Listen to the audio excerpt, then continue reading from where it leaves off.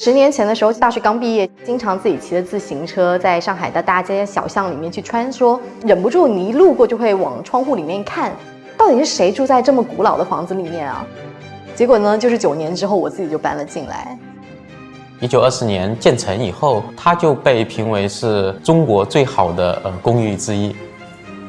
音乐家都在这一带生活工作，很多年轻人也很愿意来这边听音乐会、喝咖啡。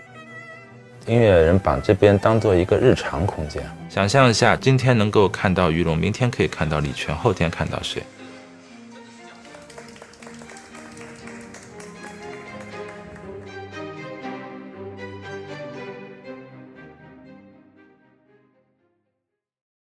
在我们改造的时候，当时走进来，第一感觉就是很多的色彩超乎我自己的想象的。跳跃的蓝绿色的非常精美的马赛克的这样的一些图案，从3楼到6楼，其实还是居住的功能。当时我走进这个公寓的时候呢，我首先是看到了这3扇窗，那个梧桐树叶都是闪闪发光的，都是一下子那个场景就是吸引了我，把这个房子给租了下来。150-60平回字形的结构，正正方方的格局。黑石公寓是一个历史公寓，但是呢，它又很适合现代居住。3-4万吧，花了1个多月的时间去做改造，把家跟工作室都放在一起。它那个地板还是很老了嘛，有100多年了，重新打蜡，灯具都换了一遍。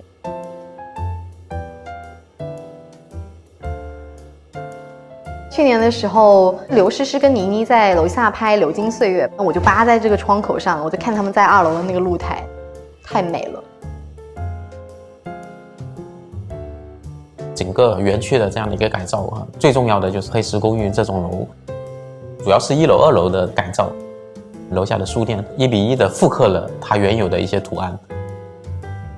有一个非常跳跃的蓝绿色的这样的一个色彩。这个腰线其实跟我们的现在的住宅的这个公共区域的走廊它的分割比例都是一样的。年轻人对于这些优秀的历史建筑其实是非常感兴趣的。当时其实挺想把这个沿复兴路的这个沿街面去打开的但是考虑到住户的主要的交通大门还是在这个复兴路上，尊重它原有的住户的动线，不去破坏它的外立面的高窗的这样的一个设计。黑石公寓周边是上交音乐厅、包赞巴克歌剧院、音乐学院、上海粤剧院，音乐人永远是他无法回避的一个主题。现在改造成了音乐主题街区的这个样貌。整栋黑石公寓因为它属于私宅，私宅需要一定的私密性，它会呈现神秘感。周边的那些建筑呢是公共建筑，商业为主。在规划的时候呢，我们用了一些深色的石材，它的暗调能够让黑石更加突出，没有用任何的泛光的照明方式。当你听完音乐会，走出音乐厅，来到我们街区的时候，我们希望呈现一个隐隐的、柔柔的一种发光状态，是一种朦胧的状态。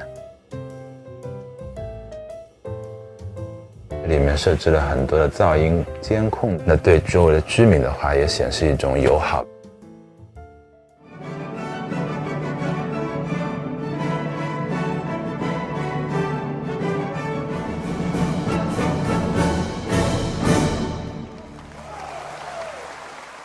我从小在这一带长大，原来是上海跳水池游泳的场地，成了一个跟音乐家很有关系的地方。这个变迁很有意思。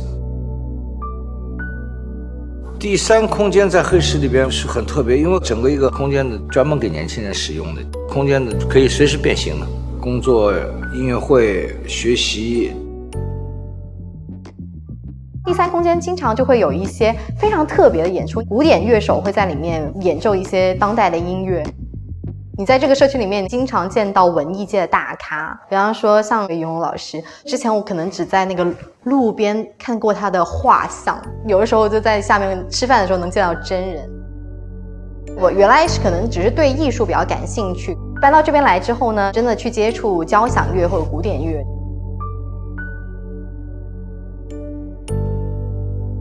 来到黑石之后，特别有社区的感觉了。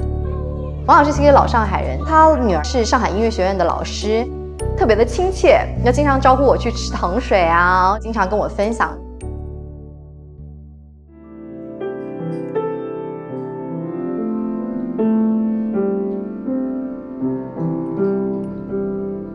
Christian 是个德国人，是个小提琴的贸易商，经常会在他工作室里面看到各种各样的音乐家。在黑石应该待了5年以上，就特别热情，就把整个社区他认识的所有人都介绍给了我，很 close 的那种邻里的感觉。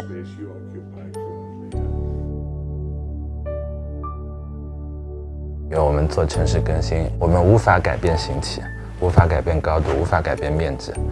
我们能做的就是呈现一种新的状态。周边的居民一定会是从不理解到部分人理解。黑石公寓其实还没有完成，网红们1年前来的很多，现在来的少了。一个建筑的生命周期才刚刚开始。